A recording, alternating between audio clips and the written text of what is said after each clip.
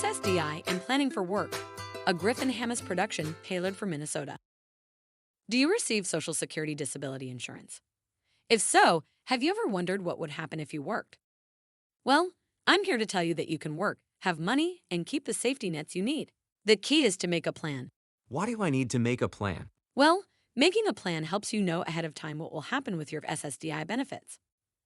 First, decide how many hours you can work and how much you can make an hour so you know what your monthly earning goal will be. Then you'll need to figure out if earning that amount will cause any changes to your SSDI. First of all, SSDI is an all-or-nothing benefit. You either get all of it or none of it. Whoa, that makes me nervous about working.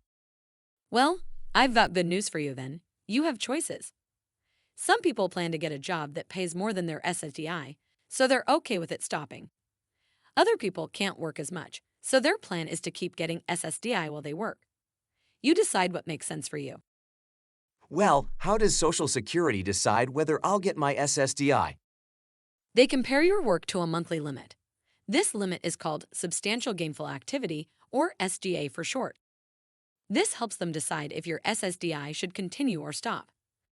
For 2026, SGA is $1,690 a month or $2,830 for people with blindness. If your work is below that amount, you get your SSDI.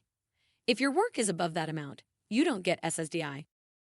Let's take a look at a couple examples. This is Joe. He gets $1,000 of SSDI. He could get a job working 30 hours a week as a bookkeeper making $10 an hour. That would mean he earns $1,300 a month. That amount is below the $1,690 SGA limit, so he would still get his SSDI. In this scenario, Joe would have $1,000 of SSDI plus $1,300 in wages, which is a total of $2,300 in monthly income. That's great. Let's look at another example. This is Belinda. She gets $1,100 of SSDI.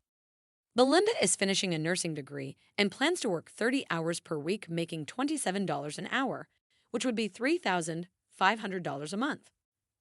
She made a plan and knows this level of work will make her SSDI stop, but she's fine with that. She knows that $3,500 in wages is a lot more than $1,100 of SSDI. If Belinda worked fewer hours to keep her wages below the $1,690 SGA level and kept her SSDI, she would have less than $2,790 a month altogether.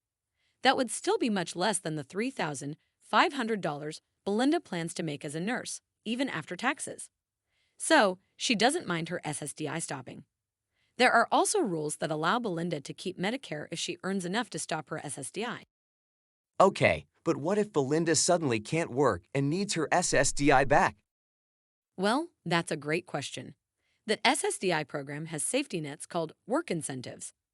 Belinda can use a work incentive to get her SSDI restarted quickly. Really? So, she has more money and she can get SSDI back if she needs it? I like the sound of that.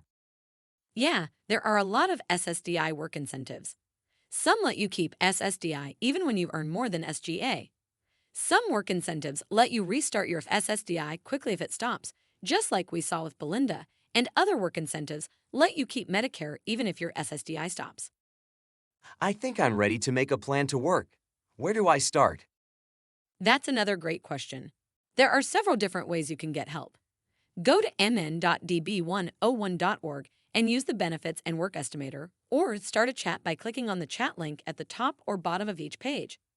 You can also call the Disability Hub MN for help at 1-866-333-2466. You can learn even more about SSDI and work on mn.db101.org. Read the SSDI and Work article or the article called Finding the Right Job for You. To see more videos like this one, go to mn.db101.org. Knowledge is power. Take time to learn more about SSDI and work.